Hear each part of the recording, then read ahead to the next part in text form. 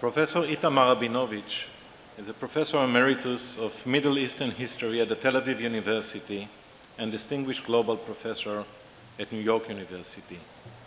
He received BA degree from the Hebrew University of Jerusalem, an MA from Tel Aviv University, and PhD from UCLA. Professor Rabinovich has been member of Tel Aviv University faculty since 1971 and served as Ettinger Professor of the Contemporary History of the Middle East, Chairman of the Department of Middle Eastern Studies, Director of the Moshe Dayan Center for Middle Eastern and African Studies, and Dean of Humanities and Rector.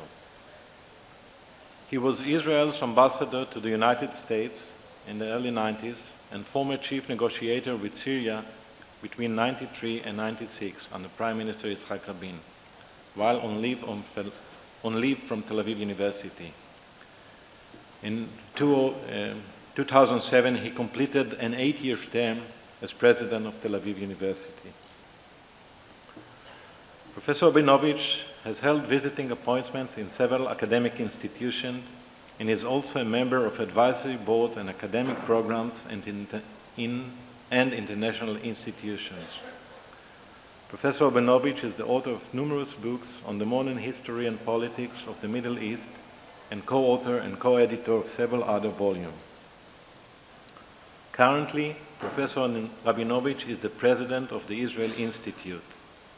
The Israel Institute works in partnership with leading academic, research, and cultural institutions to enhance knowledge and study of modern Israel in the United States and around the world.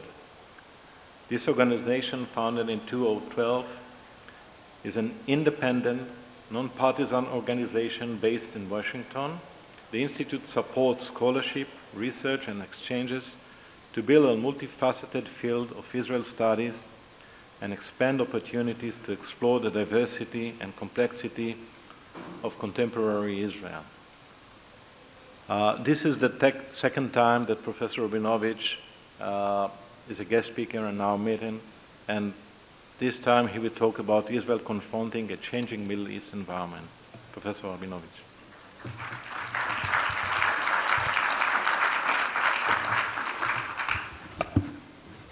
Good morning, ladies and gentlemen. Thank you, Professor Ramon, for this kind introduction.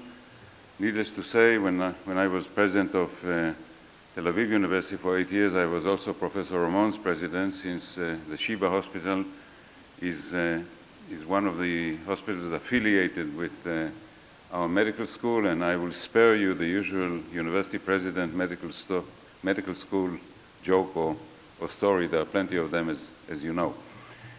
I know that you've been addressed by former Prime Minister Olmert, by General Yadlin, and I'd like to begin with Prime Minister Olmert. Prime Minister Olmert ended his term in late 2008, only 6 years ago. He was elected Prime Minister of Israel to replace Prime Minister Ariel Sharon, who was defeated by his own body, on a platform which called for continuing the unilateral withdrawal from Gaza in the West Bank. It had a more euphemistic title. It was called the concentration plan. The idea was to concentrate Israeli settlements in the West Bank in large blocks. But that was the platform. And I'm emphasizing this fact because 8 years ago, in 2006, the Israeli public voted into office a prime minister who wanted to proceed valiantly in a peace process, in a unilateral one. And that was the reality. And indeed, while he did not implement unilateralism in the West Bank because of the unwelcome developments in Gaza, I'll come back to that, he did negotiate seriously with the Palestinian Authority, and in September 2008, shortly before he left office, he put on the table in front of President Abbas, Mahmoud Abbas, the most far-reaching offer that an Israeli leader put to a Palestinian leader, going beyond what Prime Minister Ehud Barak was willing to do in 2000 at the Camp David summit with Chairman Arafat, and President Bill Clinton's so-called parameters in December 2000, which basically took the Barak proposals and dressed them up. And amazingly, Abu Mazen, Mahmoud Abbas, did not sign. Olmert said, this is the plan, this is the map, please sign. Abu Mazen did not sign.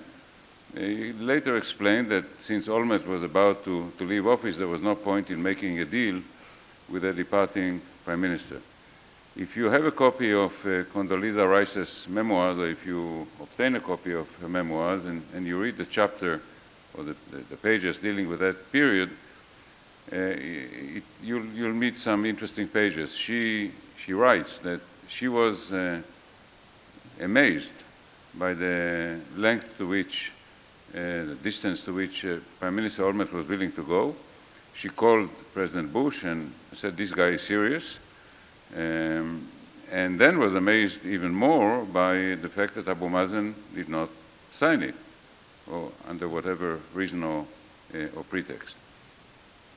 So I'm underlining these facts in order to bring you into some of the complexities of Israeli-Palestinian relations, the Palestinian problem, US policy, and the changes in the environment. We live in a fast-changing environment in the Middle East. In 1992, just 22 years ago, then Foreign Minister Shimon Peres, who subsequently became Prime Minister Peres and eventually President Peres until a few days ago, wrote an interesting book titled The New Middle East. Peres, who is a visionary, stated in the book that it's time to resolve the political dispute between Israelis and Arabs and move on to the real issues.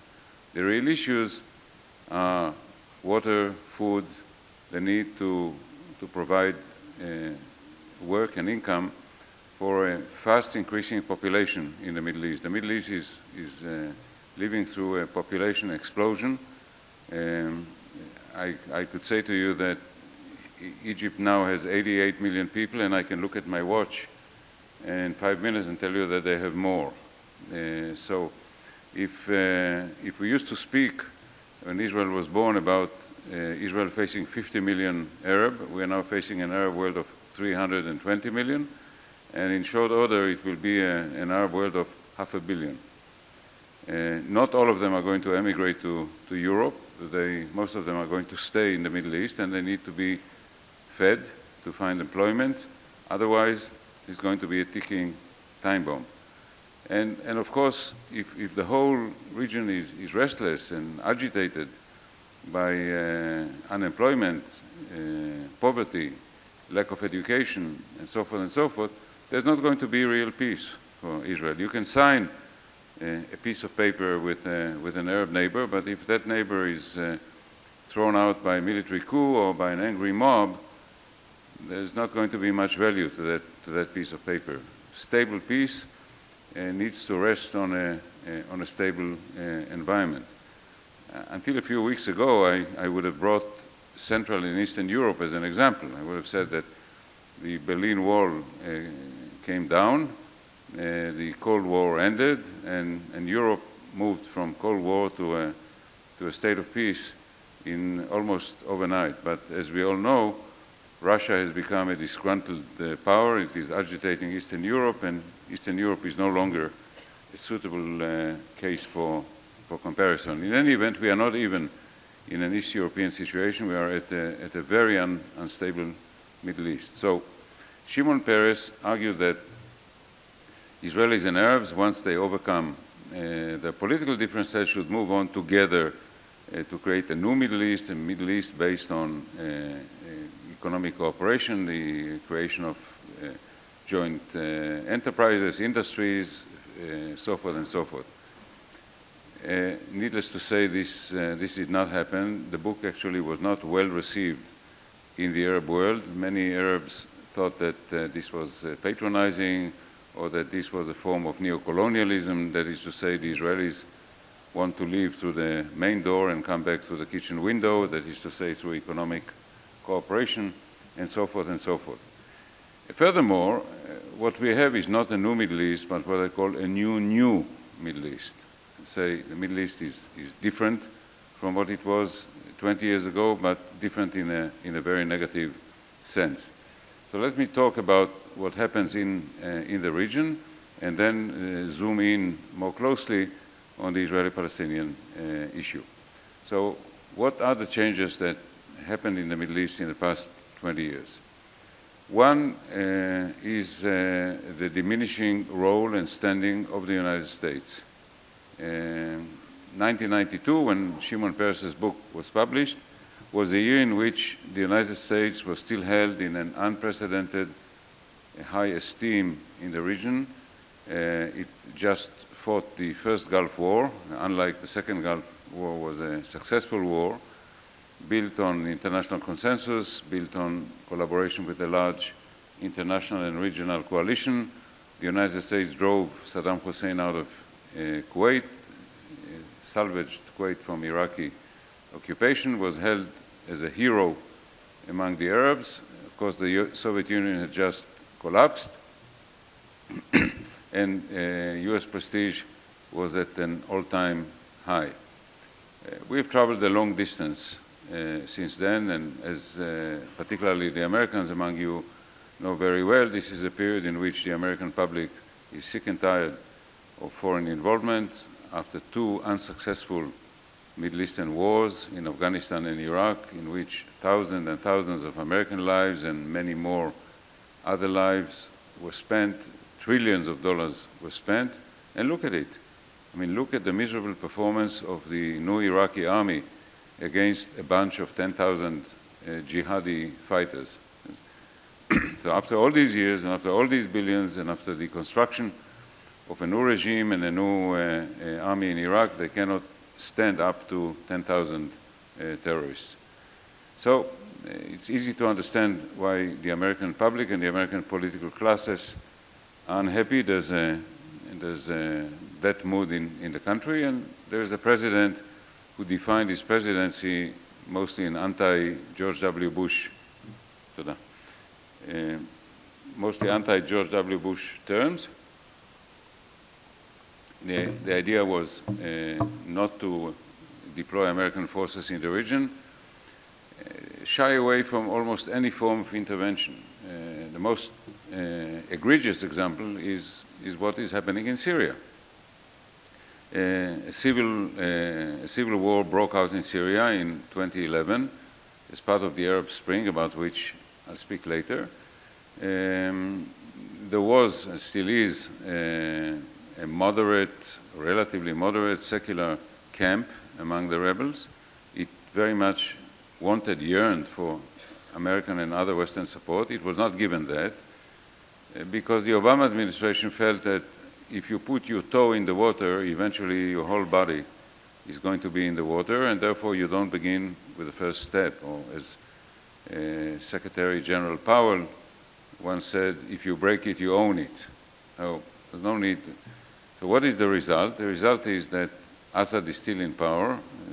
Syria has paid a terrible price.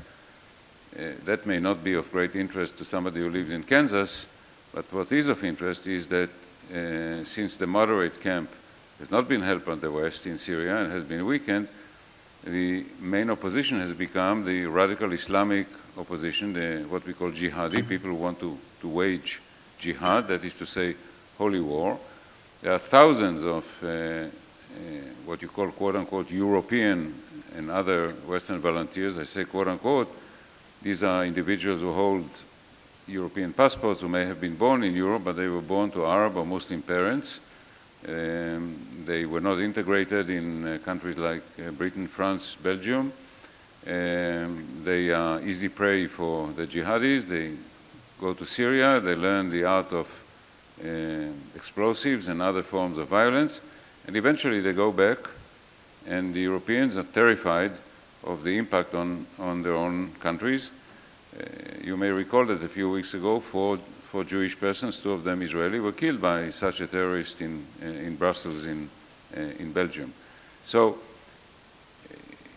somebody put it, if you do not visit the Middle East visits you. It's not a part of the world that you can ignore, but the mood in the United States and the outlook of this specific president is such that the United States is diminishing its presence and investment. In any event, it is looking further east to Asia, where a more important arena for US economy and foreign policy seems to develop. And thirdly, it is not a negative development in itself, but as the US becomes more and more energy independent and quite likely an energy exporter, its dependence on Saudi and other Middle Eastern oil is diminishing, and the importance of Saudi Arabia and other oil producers in the coming years is going to decline. So what was an arena of Cold War, what was an arena of huge American interest and investment, is becoming a less important arena for the United States, and of course this is very much felt in the region itself, particularly when Russia, under Putin, is becoming more and more aggressive. It wants to, if not to restore the Soviet Union, at least to restore Russia to a position of greatness, almost on a par with the United States, and therefore a much bolder policy in the Middle East, including, I mentioned Syria, unquestioned support for Bashar al-Assad and his regime. So that is one development. The other development has to do with the rise of 2 old, new regional powers, Turkey and Iran. Say, why do I say old, new? Because centuries ago, the Middle East was dominated by Turkish and Persian empires. Let's say between 1517 and 1917, for 4 centuries, our part of the Middle East was part of the Ottoman Empire, and the eastern part of the Middle East mostly was under Persian control. The successor states of these empires are modern Turkey and modern Iran. In the 20th century, during most of the 20th century, these 2 countries were not particularly interested in the Middle East. Turkey, in those days, saw itself as a secular, modern republic facing westward, wanting to join Europe. And Iran, under the Shah, was very much preoccupied with domestic issues and with the threat of the Soviet Union. And what has happened after the Iranian Revolution of 1979 and after the rise to power in Turkey early in the 21st century of Prime Minister Erdogan, who is the head of an Islamist party, was that both Iran and Turkey have developed great stakes in the Middle East and interest, and actually both of them in different ways would like to become the dominant or the hegemonial power in the Middle East. This is, of course, has changed the whole geopolitics of the region, and should Iran proceed with its dream and vision of developing nuclear weapons and the means to deliver them, it would introduce even a larger change in the Middle East. So what we now have is a Middle East actually in which the 3 strongest actors, the 3 strongest local regional powers are not Arab, say Iran, Turkey, and Israel. 20 years ago, and normally if one spoke about the Middle East, it was almost coterminous speaking about the Arab world. No longer. I mean, the Arabs are still here, but they matter less in that regard. So Turkey, Iran is new, not always constructive addition to the geopolitics of the Middle East. Now, I mentioned the Iranian quest for nuclear weapons. Of course, it bothers Israelis more than it bothers people who live in Europe and in North America. And the idea that the Ayatollahs would have their finger very close to a nuclear button is more unsettling if you live here than if you live on the West Coast. But Israel took several years and a huge effort to try to persuade the world that it is not an Israeli problem. that if Iran obtains the nuclear weapons, it would become a nuclear Middle East. Other Middle Eastern countries who today do not have nuclear weapons, Turkey, Saudi Arabia, Egypt, would feel that they also must have it. It would become a fully nuclearized region.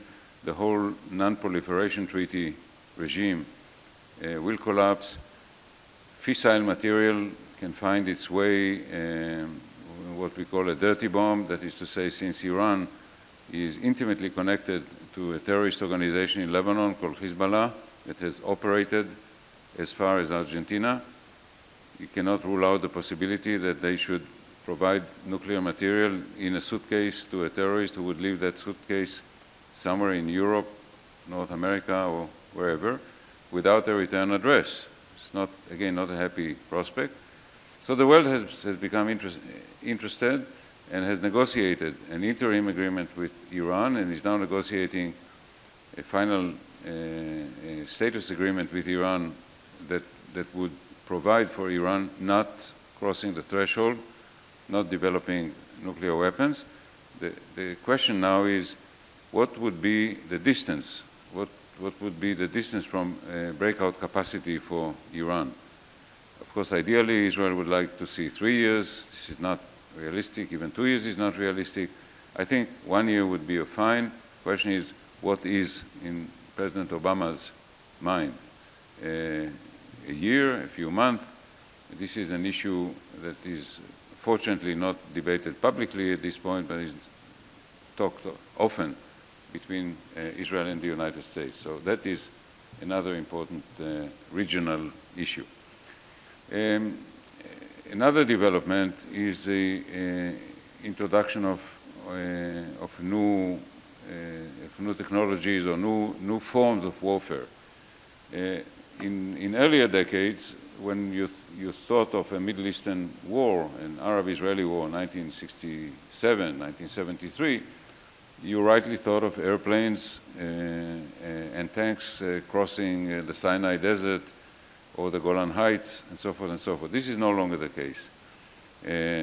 Current Middle Eastern wars are what we call asymmetrical wars. That is to say, wars between a conventional army and guerrilla or terrorist organizations. You think about Israel's operations in Lebanon in 2006 under Prime Minister Olmert, 2 operations in Gaza, the United States and the insurgency in Iraq and Afghanistan.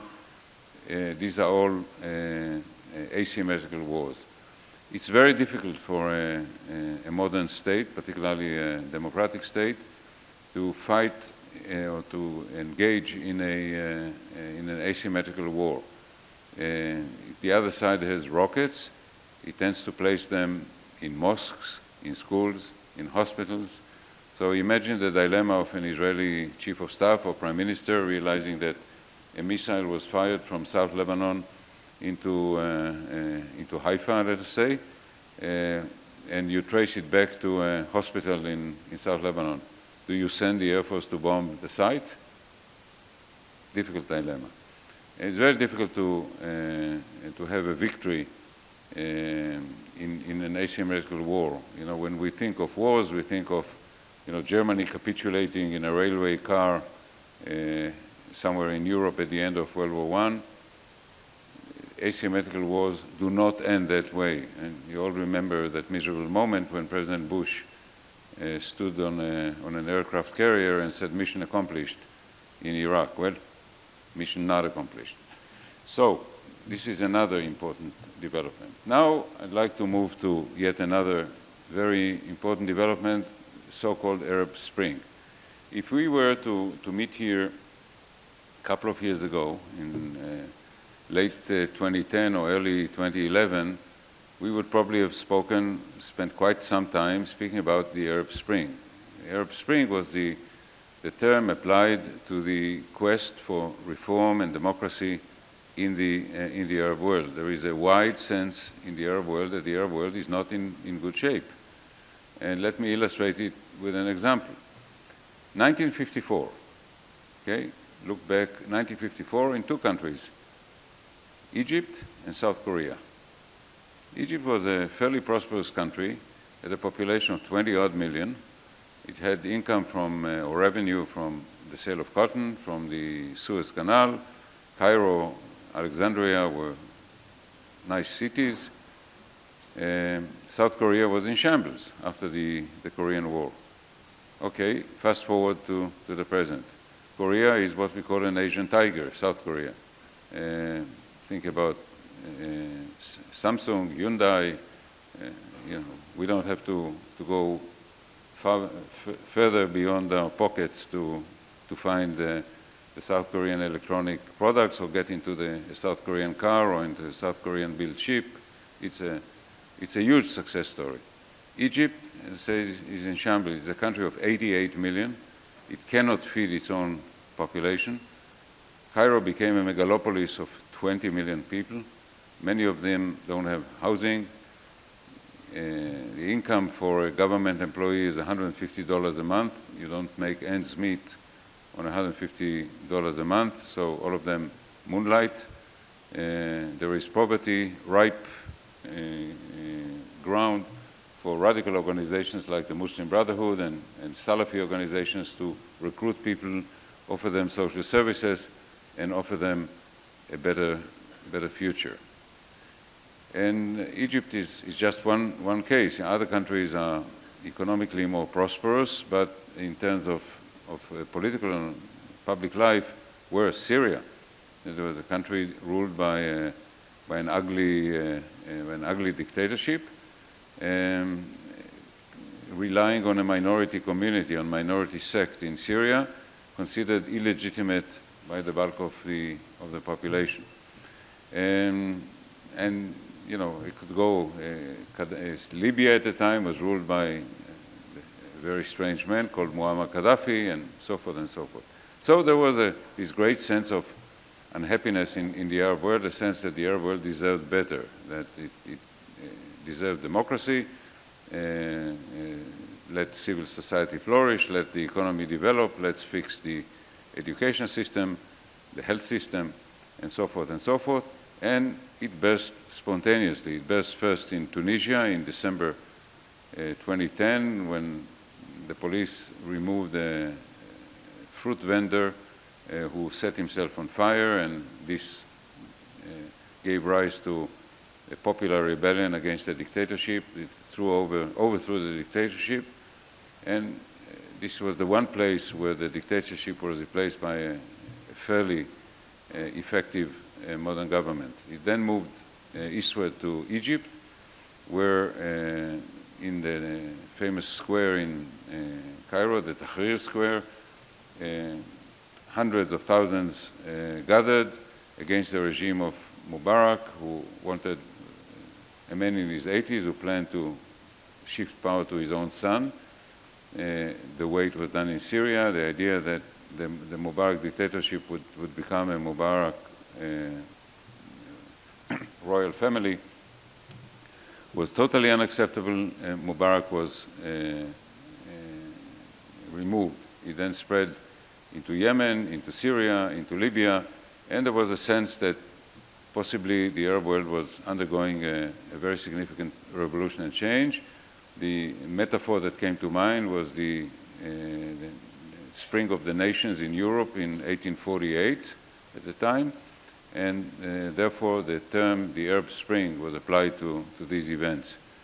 Unfortunately, 2 years later, the Arab Spring became a very dark Arab winter.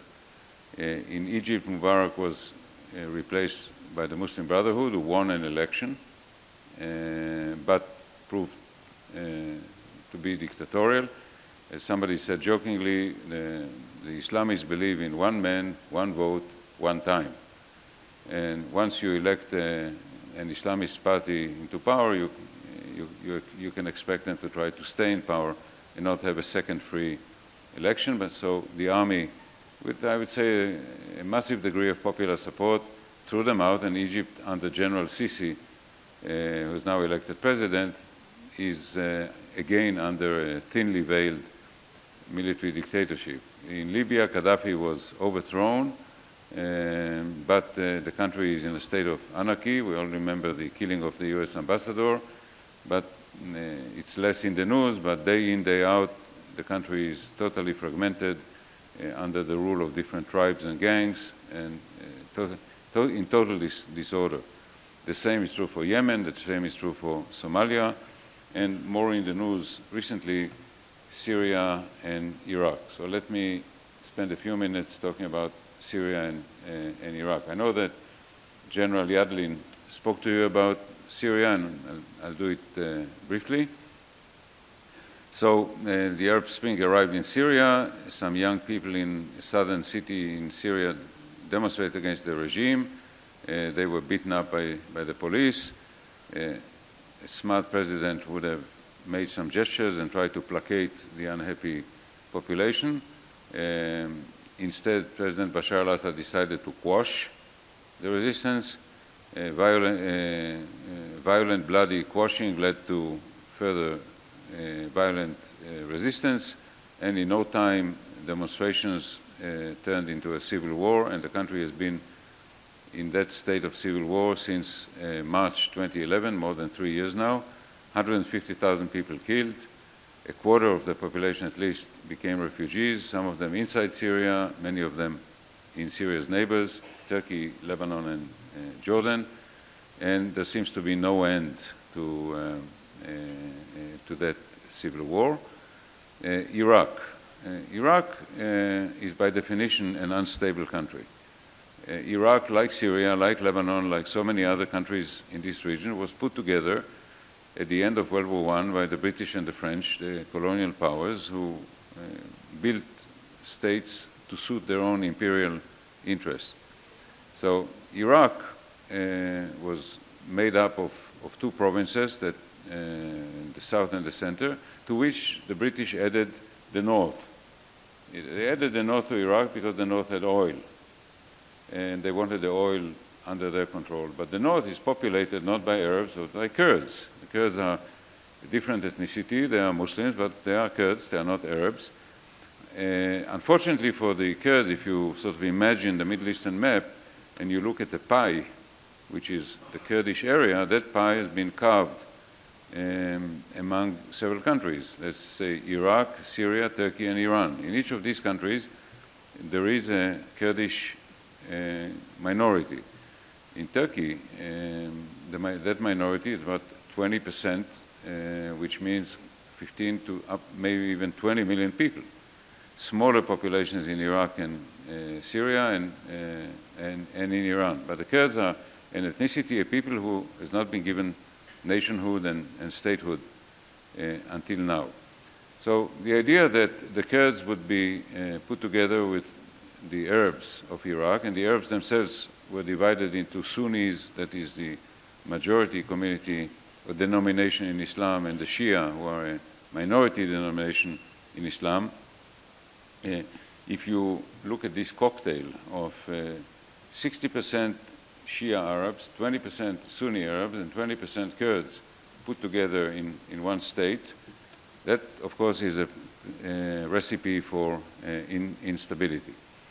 As long as Saddam Hussein was in power, he held the country together under his iron fist. But when he was removed in 2003, all hell broke loose. And what we see now is a Sunni rebellion against the Shia, who dispossessed them after the American invasion. That terrorist group, ISIS, ISIS, the Islamic State in Iraq and Syria, is successful not because it has 10,000 terrorists, because it has the larger support of the Sunni community. It turns out that the soldiers and the policemen who worked for Saddam Hussein and were sent home by Mr. Bremer when the United States took over Iraq are not sitting at home idly. They have guns, they are unhappy, they are unemployed, and they are only too happy to support this terrorist organization. So Iraq is now a source of regional instability. So what does all of this mean for Israel? No, not a direct threat. Actually, geopolitically speaking, Israel is better off now than it was years ago, because we don't face Syria's conventional armies. The Syrian army is destroyed, the Iraqi army is non-existent, the Egyptian army is busy policing the country. So the conventional threat to Israel is actually lesser today. There's also a great deal of mutual interest between us and the moderate Arab states. Countries like Jordan, Saudi Arabia, the Gulf states, states in North Africa, see a commonality of interest. They see Israel as an island of stability. They see Israel as a country who could salvage them at the time of crisis. When the Jordanians think of the insurgency in Iraq, maybe or possibly marching towards the Jordanian border, they know that they have a security network that will be provided by us. It doesn't have to be advertised from the rooftops, but it's there. So Israel's position in that regard has been improved. It has also been improved by the discovery of significant quantities of gas and possibly oil offshore.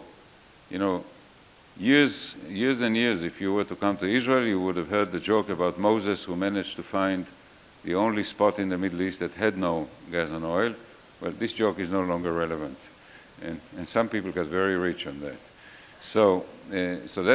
But more importantly, the country now, Israel, like the United States, is going to be energy independent, and it can export gas. Years ago, we used to buy gas from Egypt. This has been disrupted. The Egyptians now who have no gas and want to buy gas from us. It has to be, quote unquote, laundered to a British company, but it's going to be Israeli gas that will be sold to Egypt. Jordan is going to buy Israeli gas, and lo and behold, the Palestinian Authority is going to buy gas from Israel. Jordan and the Palestinian Authority are also looking at Israeli water. Again, 5-10 years ago, I would have told you that there is no water, but now there is water because we are now desalinating. So there is enough water in Israel and enough water to give to the Jordanians and the Palestinians. So suddenly, there's a big geopolitical change, and Israel's relationship with its neighbors and with Arab countries that are a little further away is now dramatically different in that regard from what it was before. And let me add to this another interesting recent development. Turkish trucks. You all remember the Israeli-Turkish tension, the Turkish flotilla that went to Gaza. Turkey's economy, to some extent, thrives on exporting to the Gulf and to Saudi Arabia. And the way that export used to go with Turkish trucks going through Syria and Jordan to Saudi Arabia and the Gulf. Well, you can't send Turkish trucks to Syria now. What do? You put them on ships. The ships go to Haifa. The trucks disembark in Haifa. They cross Israel and with secured convoys. They cross to Jordan, and they proceed to the Arabian Peninsula. So also the Turkish outlook on their relationship with us is now changed. Okay, so all of this sounds like pretty good news, but there is a fly in the ointment, and that, of course, is the Palestinian problem. Israel and the Palestinians are not able to sort out our national conflict. Of course, I mentioned Prime Minister Olmert. He came off the stage in late 2008. His successor in Ariel Sharon's party, Mrs. Livni, was not able to. She got the largest caucus in the Knesset in the 2006 elections, but she could not form a government. The government was formed by Prime Minister Netanyahu, who also won the election of 2009. So in Israel now, the right wing is in power. We have a right-wing coalition, and that coalition has a different view of an Israeli-Palestinian solution. At what Barak and Olmert were ready to put on the table, Mr. Netanyahu is not. He still believes in a two-state solution, but his view of that solution is far more modest than those of Olmert and Barak. Furthermore, I mentioned the partner, Abu Mazen, Mahmoud Abbas. And I mentioned that in 2008, he did not sign what Olmert put on the table, and he's not an easy partner to negotiate now. Because what Israel wants from the Palestinian side, once we withdraw from most of the West Bank and do this and do that, is that they sign on the dotted line finality, end of conflict, end of claims. This has become, I think, a well-justified Israeli demand. We are willing to make far-reaching concessions, but we need to know that this is it. We don't need to hear, once we completed the withdrawal, that you still want the right of return of the Palestinian refugees and so forth and so forth. That has to be taken off the agenda. And this is something that Mahmoud Abbas finds difficult to do. He's still hoping that the international community will give him a Palestinian state without him having to sign finality on the dotted line. I think this is not realistic. So the problem is festering. And this is not something we can afford to do. There is a demographic time bomb ticking here because the Palestinians have a higher birth rate, and eventually, if the status quo stays, then west of the Jordan River, there's going to be a Palestinian majority. Even equality would be a severe challenge to the Jewish character of the state. Israel would then cease to be either Jewish or democratic. Secondly, Israel is losing legitimacy in the world because it is perceived as an occupying power. And this is something that we need to put an end to. How do you do that when the circumstances are so difficult? This is the issue of the heated debate in Israel. And to my view, and I know General Yadlin, who spoke to you, shares that view, some form of unilateralism is called for. I said some form.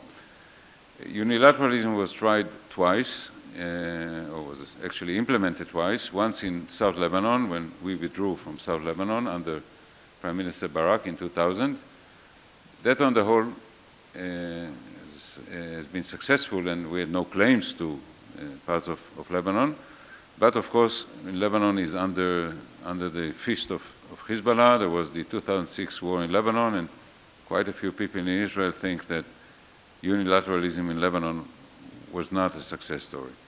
Gaza is again a hotly debated issue. Prime Minister Sharon, himself a former very hawkish leader, came to the conclusion that he had to change the course of history, and he decided to withdraw unilaterally, first from Gaza and eventually to do something in the West Bank, but as I mentioned before, was defeated by his own body and had 2 strokes and eventually was incapacitated.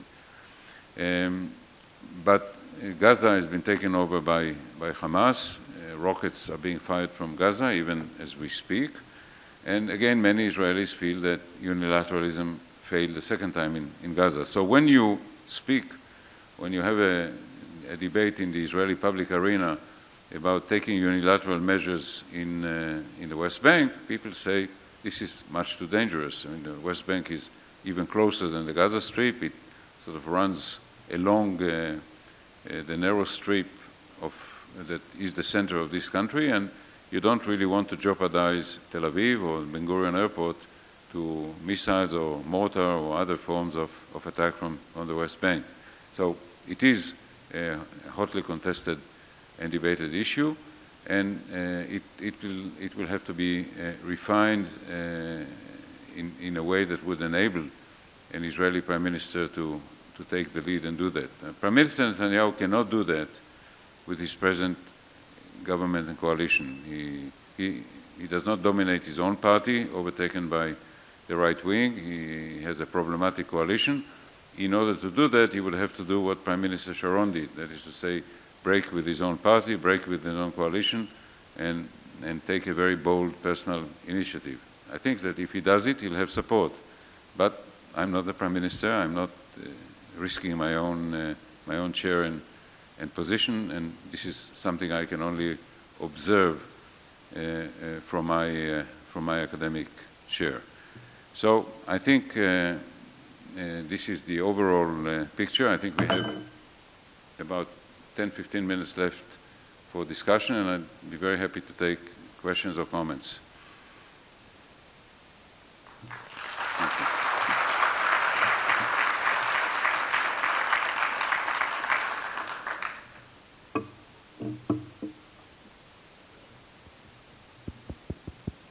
Yeah, we have a question here. Yes, please. Please approach the microphone. In the middle.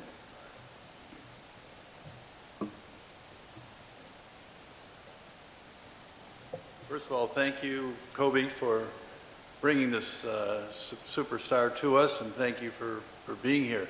Many of us in the audience are from the U.S., of course, and you mentioned it prominently. You've had a lot of experience there.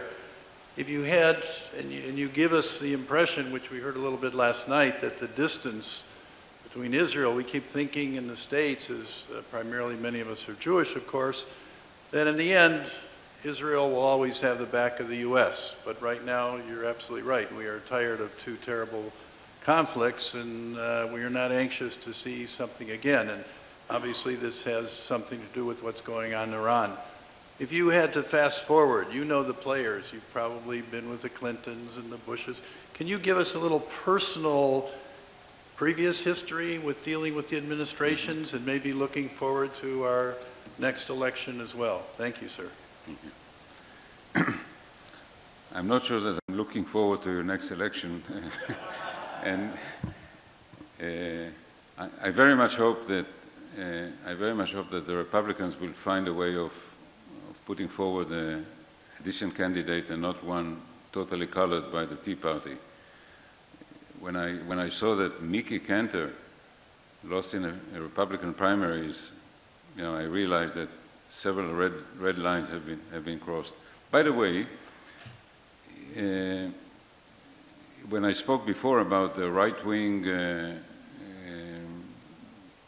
control, I would say, certainly prominence in the current Israeli government, the fact that Prime Minister Netanyahu does not control his own party, this has to do with our version of the Tea Party. Say, in our parties, in order to democratize, introduced the primary system, both the Labour Party at the time and the Likud. In the Likud primaries, there are about 70,000 registered party members who vote. You don't have to be a rocket scientist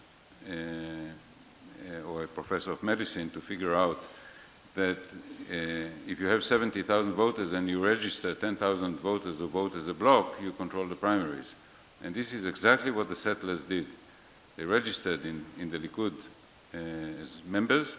They vote in the primaries. They don't vote for Likud in the general election, but they do vote in the primaries. And therefore, they dominate the primaries. And this is why the right wing dominates the Likud. And people like, names you may recognize, like Dan Meridor, Benny Begin, and so forth, are out of the Knesset. They could not make it in the Likud primaries. Benny Begin, the son of Menachem Begin, couldn't make it in the primaries because he's too liberal, not on the Palestinian issue, but on rule of law and other issues that the right-wingers don't appreciate. In any event,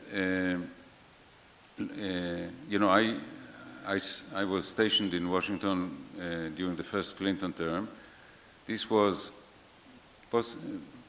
possibly or probably the best period in the relationship and the best personal relationship between a president and a prime minister. Now, the relationship between the two countries goes beyond personalities.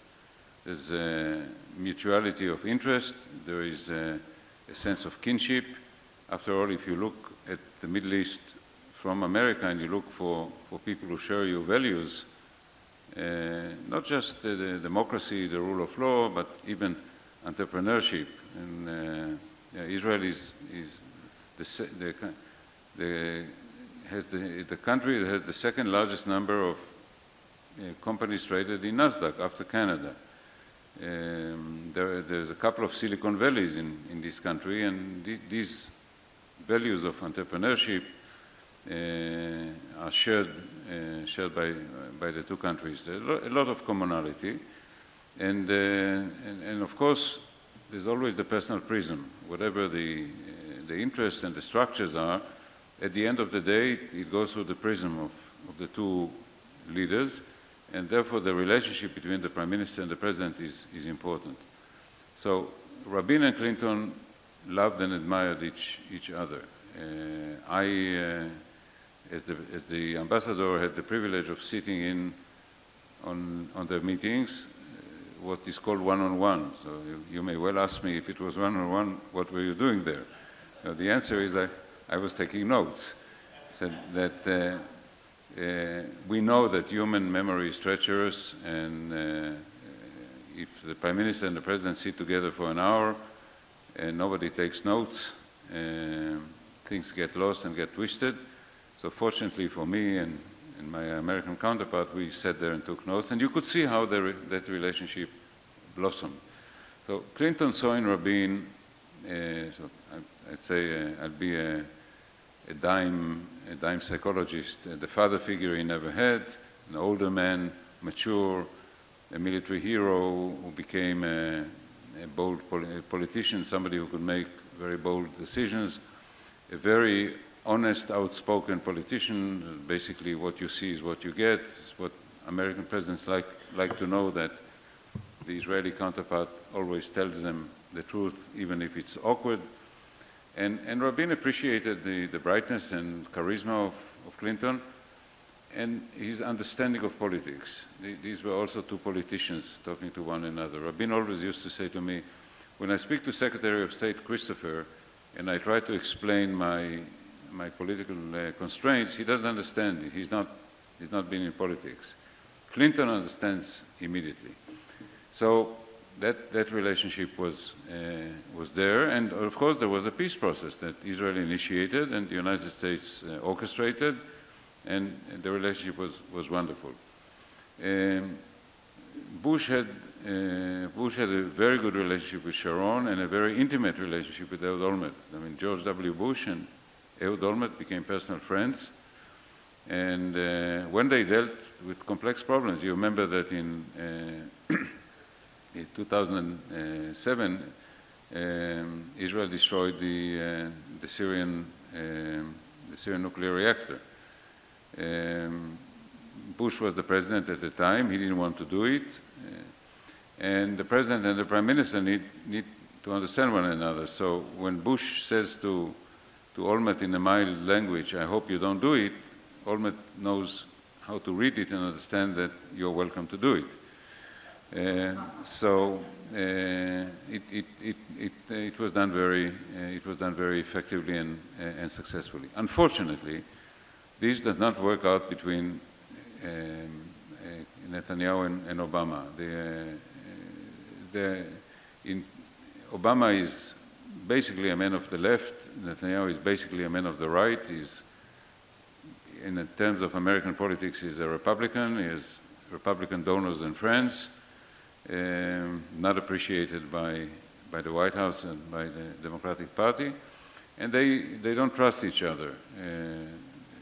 Obama suspects that Netanyahu tries to undermine him by playing games with Republicans, and Netanyahu thinks that Obama tries to undermine him and would like to see him replaced by another Israeli politician. So in the midst of all of this, they still do business, but the atmosphere is not great. So I don't think this jeopardizes the relationship. I think it's by now well established. There are very large groups, many of them not Jewish. Israel has more non-Jewish supporters in America, some of them in the fundamentalist churches, than Jewish supporters in America.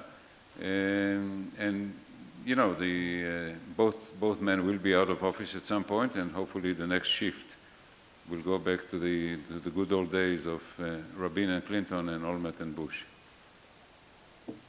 Yeah, we can do one more. I apologize, we have to stop now because we have to split two halls again. So I wish to thank our guest speaker again. Thank you very much. Thank you.